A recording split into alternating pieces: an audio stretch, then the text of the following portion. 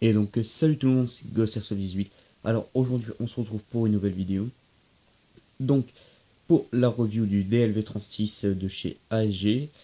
Tout d'abord je tenais aussi à faire un peu de publicité pour une chaîne qui a pas beaucoup d'abonnés, qui est vraiment de bonne qualité. C'est Fantomas Airsoft FR, donc le lien sera dans la description. Allez voir ces vidéos, c'est vraiment pas mal. Euh, la réplique aujourd'hui c'est une réplique cheap. Quand je dis cheap, c'est vraiment cheap. Vous savez, c'est les packs débutants à la con là. Donc ça a 65 € je crois sur Lily Folly, si je me trompe pas.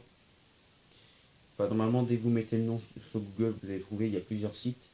Là, je vais pas mettre de lien dans la description par rapport à ces packs là, parce que vous pouvez trouver peut-être moins cher ailleurs. C'est des packs que je vous conseille pas à acheter pour l'airsoft, vraiment, pour jouer, hein, parce que c'est vraiment nul quoi. C'est pourri. Mais pour un mineur, c'est plutôt pas mal. Moi, mon petit frère l'utilise, ça fait 5 ans, bientôt 6 ans là, je crois. Bon, là, il est casse, mais sinon ça tombe toujours, quoi.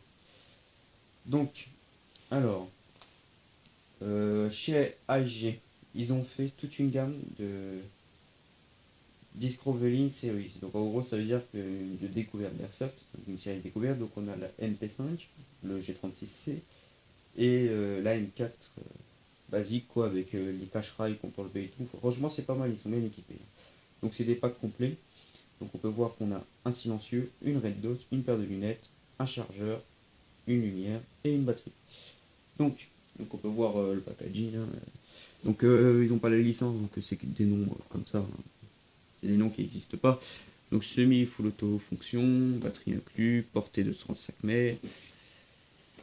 Donc voilà. Donc c'est de l'AEG, petites caractéristiques. Donc une longueur de 883 mm pour un poids de 1700 grammes, pardon. Calibre 6 mm, capacité de chargeur 48 billes et matière ABS métal, puissance 0,1 joule. Donc vous voyez, c'est que dalle en puissance, mais bon, pour les mineurs, je pense que c'est bien.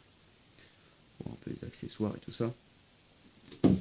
À l'intérieur, on y retrouve une petite notice. Voilà. Notice rédigée en anglais et en français, donc assez complète. Ils expliquent qu'est-ce que c'est chaque élément, comment placer la batterie. Ils expliquent à peu près comment régler le hop-up, à quoi il sert. Donc on peut voir une petite image, voilà. Hop. Comment mettre les billes dans le chargeur, parce qu'on a pas un baby loader, mais un tube de chargement. Et comment nettoyer le canon, sauf qu'on n'a pas de tube de nettoyage de débourrage fourni avec. Donc voilà. Donc c'est du chinois. Qu'est-ce que je pourrais vous dire d'autre pour l'instant? Bah, c'est tout. Alors on a les chargeurs fournis avec, donc sans le temps de charge inscrit pardon, et tout ça. Donc si vous voulez savoir comment charger le temps de charge pour votre batterie, j'ai fait une vidéo pour ça, vous pouvez aller la regarder. Voilà. Donc un chargeur, où est-ce que c'est écrit? Donc 7,2 volts, 250 mAh, avec une prise grosse terminale, donc terminale large. Ensuite une red dot en ABS et des vitres. Donc voilà. Alors à l'intérieur, je sais pas si on va voir. Hop. Donc on a en fait une croix et on peut régler l'intensité. Donc là on est en moins puissant et là on est au maximum. Euh, Compartiment à pile, donc on dévisse comme ça. Hop. Tac. Donc on peut régler à l'horizontale et à la verticale. Donc on peut la bouger quoi, de droite à gauche et de haut en bas. Une red dot que dès qu'on tire, va se dérégler quoi. Faut pas se fier à ça, hein. C'est plus un ustensile quoi. Hop. La paire de lunettes que j'ai reçue neuve. Je sais pas si on va bien voir. Là où c'est un petit peu trouble, c'est que c'est complètement rayé, neuve. Alors, elles n'ont pas servi du coup. Parce que mon petit frère l'utilise des bolets. Hop, un silencieux, donc factice, hein, vide. C'est un pas de vis horaire. Alors le diamètre, je sais pas. Mais par contre, je peux vous dire que c'est un pas de vis spécifique, quoi. Donc si vous voulez le refaire, vous l'avez dans le cul, vous allez comprendre pourquoi. Alors, une lumière avec 3 piles AAA, avec la petite languette pour contre-tir, pour comment dire, enlever les piles facilement. Donc un bouton on-off, un bouton poussoir. Donc on peut voir que c'est une diode halogène, donc ça chauffe pas mal. Lumière jaune, elle éclaire bien, mais bon, c'est plus un accessoire quoi. Moi, ça, cette lumière là, je la verrais bien, vous savez, sur les casques, quand des fois on a des rails sur les côtés, sur les casques. Et ça, je le verrais bien comme ça, pour jouer en partie assez sombre, CQB et tout ça. Ça, en plus d'une lampe assez puissante sur sa réplique, ça serait pas mal. Ensuite, la réplique, donc on est sur un polystyrène qui est complètement pourri, vous pouvez le voir, il est complètement pété, ça se démorcie. Voilà. Hop, j'en ai un peu partout. C'est très léger. Hein. Donc, voilà. Bien évidemment, cross rétractable. Donc, petit. Voilà. Sélecteur de tir qui a été réparé parce que les écrans sont barrés, donc on est en sécurité. Et il y a un peu de jeu en plus. Voilà. Semi. Full auto. Hop. Ensuite, on dispose d'un grand rail. Voilà.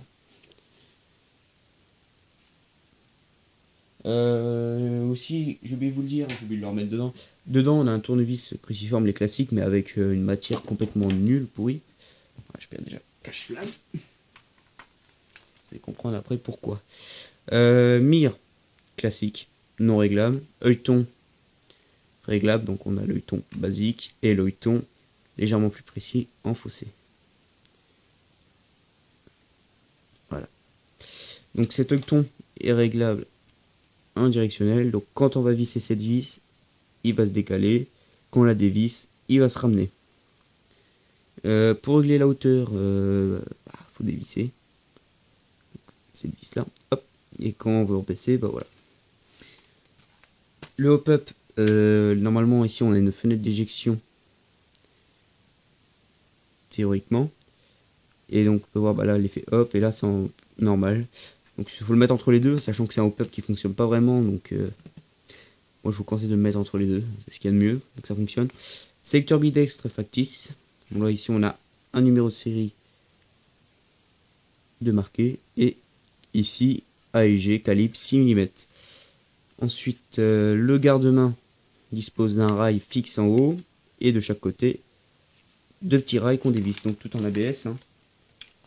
On peut voir que d'ici j'ai déjà réparé le rail, bon c'est solide, hein, parce que la poignée qui fournit avec, bah, ça a pété comme mon frère a couru. Donc on a un attache-sangle qui normalement n'existe pas, hein, en métal, de mauvaise qualité, et l'attache-sangle basique ici, et à niveau de la crosse. L'attache-sangle en dessous n'existe pas, le trou c'est moi qui l'ai fait. Pour la batterie, alors on appuie sur ce bouton et on fait coulisser le garde-main en avant. Donc j'ai dû resserrer le garde-main d'origine parce qu'en fait il se barrait tout seul. Donc la batterie vient se loger tout le long là et les connectiques se mettent ici. Voilà.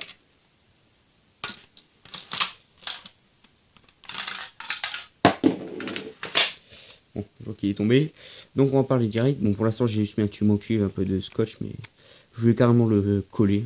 Au départ je voulais refaire le pas de vis, mais c'est pour ça que je vous dis c'est en attendant, parce que bah, ça finit par se démorciller, se péter quoi. C'est même en jouant avec le cache-flamme. Hein. Hop, je vais chercher ça. Donc cache-flamme classique, j'ai 36, donc je vais carrément le coller, ce sera plus simple. Pour replier la crosse, donc on appuie ici et on vient enquiller sur la petite cran ici. Pour l'enlever, on tire dessus. Hop, voilà. Donc le talon de crosse n'est pas en caoutchouc, hein, c'est du plastique dur. Une bonne prise en main. Après, franchement, moi j'aime bien sa prise en main. Après, c'est du méga cheapos, hein, faut pas s'attendre à énormément. Donc les parties en métal, qu'est-ce qu'on va y trouver? On va trouver la grande goupille au niveau de la crosse, ce qui est inutile, et le canon interne, qui fait au moins 6,09, même plus. Il est énorme. Donc voilà. Alors ensuite, qu'est-ce qu'on y trouve d'autre dans ce pack? On va ici trouver une poignée les poignées classiques, mais de mauvaise qualité. On voit bien la copie chinoise, hein. Je possède une autre réplique de ce style-là débutant, mais d'une autre marque, d'une vraie marque, donc Paris Paquet GSG, une marque qui fabrique ses propres articles. Et je me demande si la marque n'a pas du tout copié. Donc la revue de la réplique se fera, parce que tous les articles qu'on a sont de mauvaise qualité, que sur la vraie marque sont de très bonne qualité. Donc je me demande s'il n'y a pas une copie, quelque chose comme ça des articles. Donc la poignée. Ce qui nous sert à remplir le chargeur. Le chargeur qui est ici. On va passer directement dessus. Donc on peut voir, il y a déjà une casse ici. Donc on peut les accrocher normal. Souci de ce chargeur, pardon. Une contenance de 48 billes, mais je vous en conseille de mettre 45 parce que même à 45, de temps en temps ça fonctionne pas. Le ressort, vu que c'est un mid-cap, reste bloqué. Tapez, même si ça a été agressé et tout ça. Donc pour charger, on remplit le tube, on met à l'entrée du puits de chargeur et on pousse avec la baguette. Voilà. Donc chargeur mid-cap, contenance 48 billes.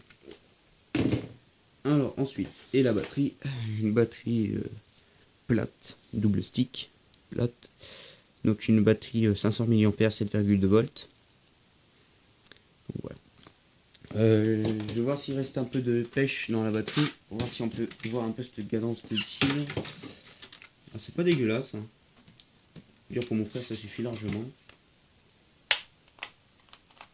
Voilà. On n'en a plus. Il n'y a plus de batterie. Je suis désolé. De toute façon il y aura le test de tir, hein. Donc dedans il y a une réparation au niveau du moteur qui s'est bloqué de la gearbox et au niveau du sélecteur de tir qui déconne complètement. Donc j'ai réparé tout ça. Donc voilà. Donc c'est une réplique que je conseille pour les mineurs. Parce que quand on est mineur, se trimballer avec mon AK, je vais vous dire, hyper lourd et tout. Là c'est léger, c'est maniable, c'est assez puissant pour jouer. C'est pas non plus pour jouer non plus en pleine forêt quoi, mais c'est sympa. Donc voilà. Donc il y a plusieurs, enfin il y a deux autres répliques, du moins ce que j'en sais, du même fabricant, mais le fabricant n'est pas inscrit à part Made in China, de la gamme Discovery Series. Donc on a, comme je l'ai dit, la MP5, le G36C et la M4. Donc voilà. Après, niveau qualité plastique, du bof quoi, c'était vraiment cheapos. Il y a eu pire, hein, mais c'est pas non plus extrêmement super. Donc sélecteur factice ambidextre, voilà, comme je l'avais dit.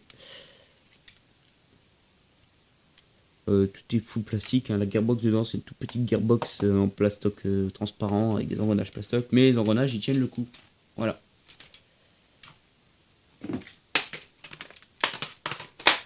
Hop, voilà ce que ça donne avec le chargeur. Donc voilà, attendez, hop, on va décaler un petit peu comme ça. Voilà. Donc voilà, en espérant que ces vidéos vous aura plu, n'hésitez pas à liker, à partager, on se retrouve pour une prochaine.